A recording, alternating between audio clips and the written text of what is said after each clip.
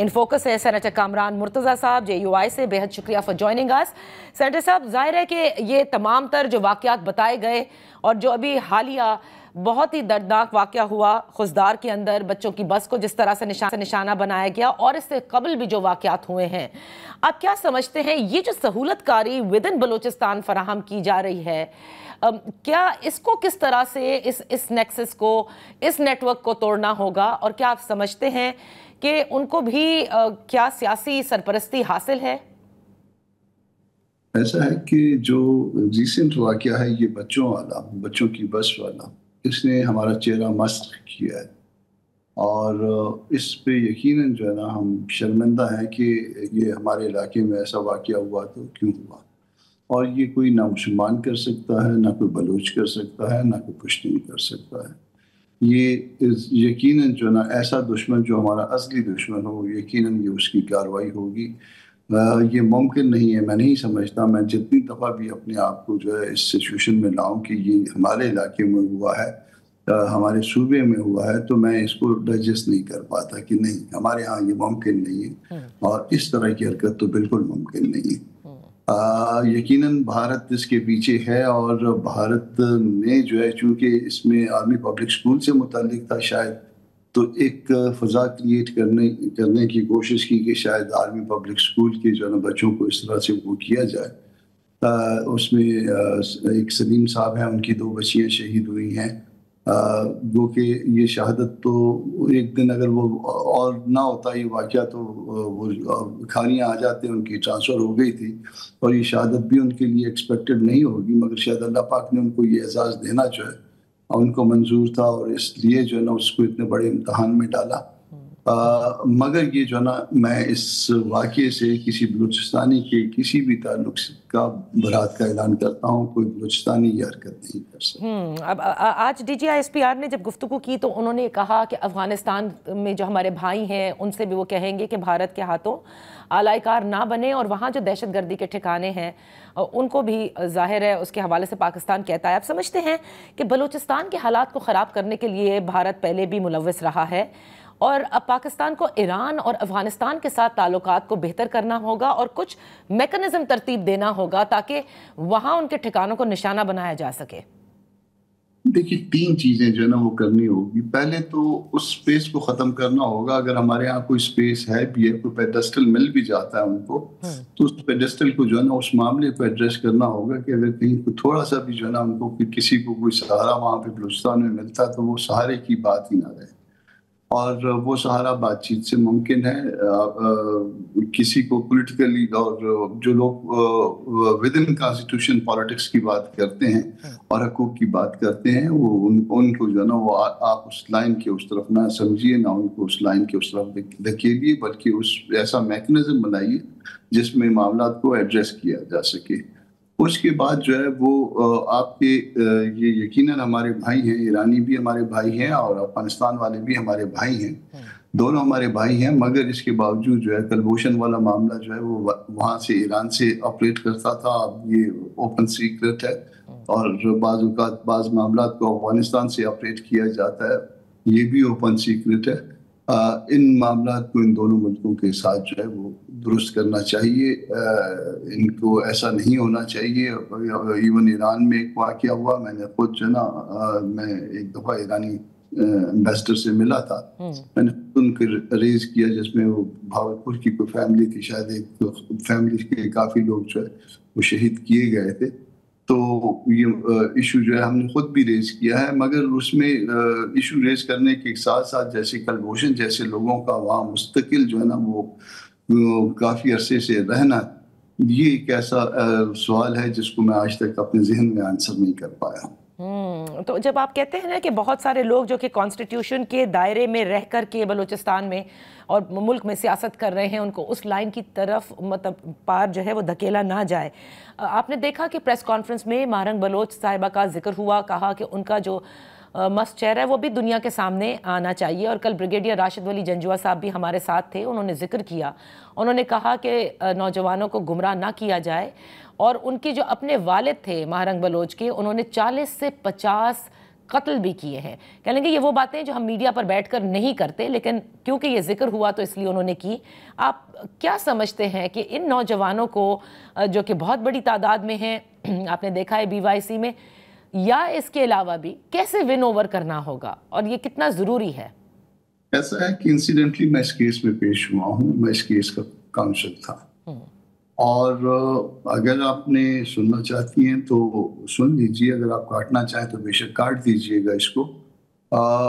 جو petition file ہوئی تھی, پہلے اس کی بہن جو ہے وہ ایڈوکیٹ ہے اور نادیہ نام ہے اس کا, اور یہاں اسلام آباد میں پریکٹس کرتی ہیں. وہ اس پٹیشن میں یہ سوال پیدا ہوا تھا کہ آپ نے لائلٹی ٹو اسٹیٹ جو ہے نا وہ نہیں لکھی. تو میں نے خود جو ہے وہ بات کی تھی اس سے, اور اس نے کہا تھا کہ نہیں میں لائل ٹو اسٹیٹ ہوں.